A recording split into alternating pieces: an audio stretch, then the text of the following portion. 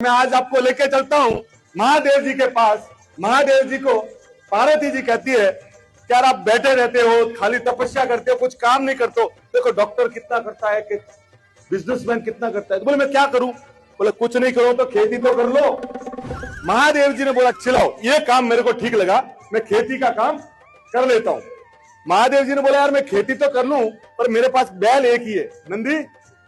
बोले आपके मित्र है भगवान कृष्ण, उनके पास तो गैया ही गैया है, बैल ही बैल है, जमीन ही जमीन है। पर सावधान, कृष्ण कन्हैया बड़ा चतुर है, बड़ा चालाक है। बोला कोई बात नहीं। और भोले भंडारी पहुंचते हैं कन्हैया के पास। बोले कन्हैया हमको खेती करनी है।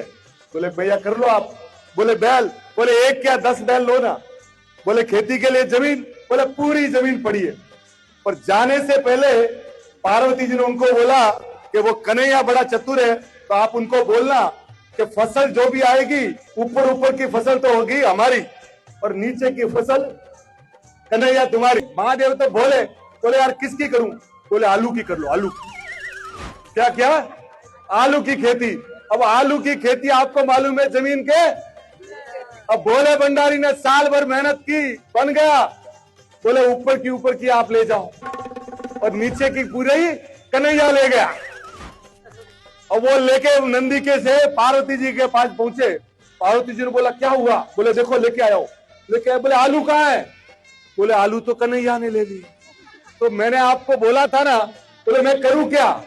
तो बोले इस बार ऐसा बोलना, वो नीचे की तो रहेगी हमारी और ऊपर की रहेगी।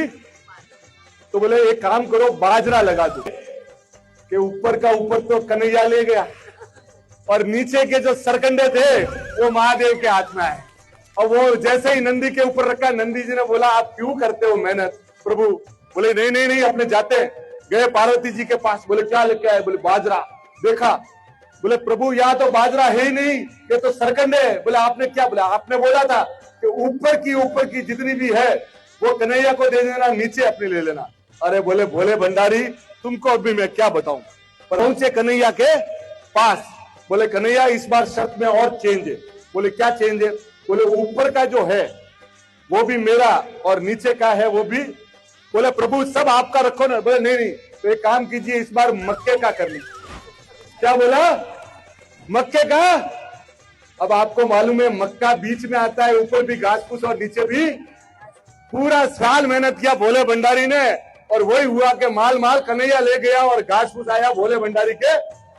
वो जब पहुंचे ना तो पार्वती माँ ने कहा कि पतिदेव आपके काम का ये सब रोग है, आप तो जैसे हो वैसे ही ठीक हो। मेरे पतिदेव कैसे मुझे आज मालूम पड़ गया।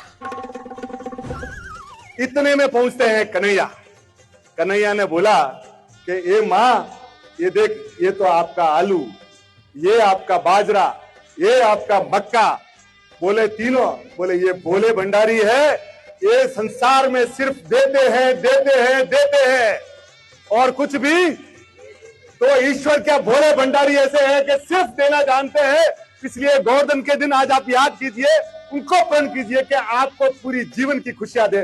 Thank you sir, thank you.